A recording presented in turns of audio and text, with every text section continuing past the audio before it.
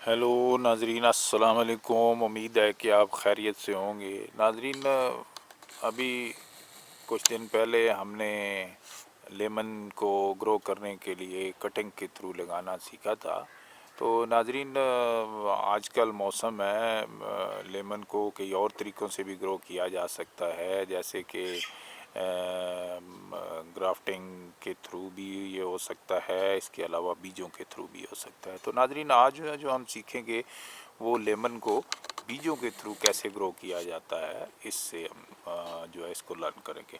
नाजरीन, ये जो बीजों के थ्रू लेमन लगाने के दो मौसम हैं। एक तो बरसात में ये बड़े अच्छे ग्रो कर जाते हैं, और दूसरा जो है ये जो बाहर का मौसम है, यानी नवंबर दिसंबर में अगर आप लगा देते हैं बीज, तो ये तकरीबन महीना, 1 महीना 10 दिन ये लेते हैं। तो इसके बाद गमलों में या कंटेनर में जिसमें भी आप लगाएंगे, तो उससे ये पौधे बाहर नन्हे नन्हे आ जाते हैं। फिर नाज़रीन, ये जब थोड़े बड़े हो जाएं, तो अगर तो आप देख लें कि अगर तो उसके साथ अच्छे फूल और फल आना शुरू हो गए हैं तो ठीक है। अगर ना आए, और अमूमन तजर्बे में ये है कि बीजों के थ्रू जो लेमन के पौधे लगाए जाते हैं उसमें फूल ज़रा कम आते हैं, और फल भी ज़ाहिर है फिर कम आता है। तो फिर उसको पैवंदकारी या ग्राफ्टिंग के थ्रू किसी अच्छी नस्ल का जो लेमन है उसके साथ पैवंदकारी करके, तो मज़ीद अच्छी इससे पैदावार जो है वह ली जा सकती है। सारे नर्सरियों वाले जो भी लोग हैं नाजरीन, वो इसी तरह करते हैं, कटिंग लगाते हैं या बीजों के थ्रू करते हैं, तो बाद में पैवंदकारी के थ्रू उसमें को अच्छी नस्ल के पौधे की पैवंदकारी कर लेते हैं, जो ज़्यादा फल भी देता है, ज़्यादा फूल भी आते हैं, और उससे ज़्यादा पैदावार लेते हैं। भारत नाजरीन, ये स्टेज तो सेकंड आती है। पहले तो आज हम सीखेंगे कि बीजों के थ्रू लेमन को, इसके पौधे को कैसे ग्रो किया जा सकता है, और बीजों के थ्रू भी इसको ग्रो किया जा सकता है। तो नाजरीन, अभी जो हम ग्रो करना सीखेंगे वो ये कि लेमन को बीजों के थ्रू कैसे लगाते हैं। तो उसके लिए सबसे पहला मरला तो यही है कि आप जो अच्छे से लेमन है, पके हुए जो है येलोइश सही हों, कागज़ी, जिसे हम इधर पाकिस्तान में इनको कागज़ी लीमू भी कहते हैं। नाज़रीन, ये बड़े अच्छे, मतलब इसमें ज़्यादा से ज़्यादा रस होता है और बड़े अच्छे साइज़ में भी ठीक हैं। तो इस तरह के लेमन जो है आप ले लें, और फिर उनको कटिंग कर लें, कटिंग से उसके बीज निकाल लें। तो नाज़रीन, ये उसका हम देखते हैं तरीका। ये इस तरह एक लेमन को काट लेते हैं। कोशिश मेरी ये है कि उसमें नींबू ना डैमेज हो, लेकिन एक डैमेज हो गया है, लिहाजा ये तो नाज़रीन जो डैमेज हो गया है ये तो नहीं लगेगा क्योंकि ये कट गया। अब इसमें और देखते हैं। अभी मैं ये गलती नहीं करूँगा क्योंकि जो कटर है वो खासा तेज़ है। अच्छा, अभी मैं इसको थोड़ा हाथ से हेल्प लूँगा। तो एक ये हेल्दी सा जो है इसका बीज ले लिया, एक नाज़रीन और ले लिया, ये इसमें एक और आ गया। तो अब ये दो मुझे और नज़र आ रहे हैं, ये 5 हो गए, और जिसमें एक कटा था उसमें भी देख लेते हैं कि क्या सूरत हाल है। इसमें भी एक अच्छा हेल्दी बीज जो है एक और मिल गया। ये नाज़रीन, ये तो मुझे लग रहा है कि काफ़ी इसमें से बीज निकल आए हैं। ये कोई 7 बीज जो हेल्दी हैं वो इसमें से निकल आए। अब एक और मेरे पास नाज़रीन ये कटा हुआ पड़ा हुआ है, इसको मैंने इस्तेमाल किया था। इसका भी ये एक बीज जो है ये मिल जाएगा, एक और एक और। ये डैमेज है, इसको रहने देते हैं। इस तरह करके नाज़रीन ये जो है हमारे पास कोई तकरीबन 9-10 बीज जो है ये तैयार हो गया। तो इसको नाज़रीन लगाने का वो ये आसान तरीका है बहुत। ये बीज तो 10 हमने हेल्दी से निकाल लिए हैं लीमू में से।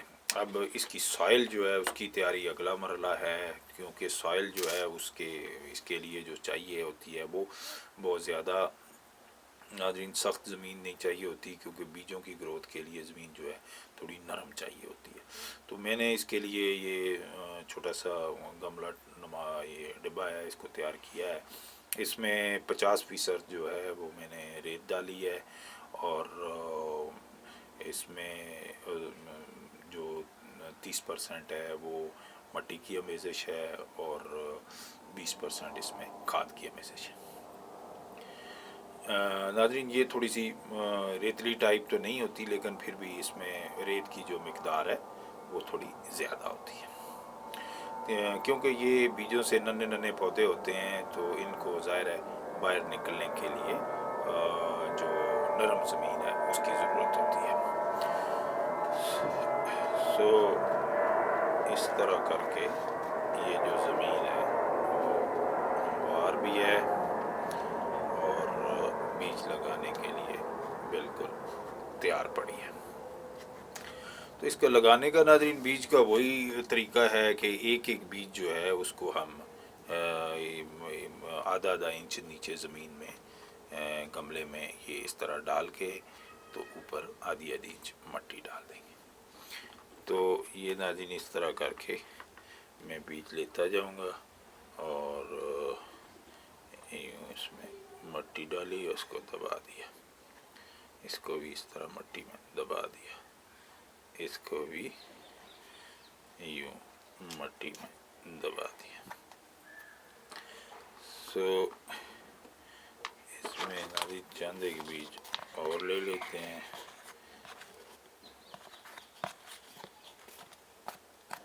یہ سارے تقریباً میں نے لے لیے ہیں۔ تو اب ناظرین جو خالی جگہ ہے اس میں اسی طرح آدھی انچ نیچے اس کو زمین میں دباتے جائیں،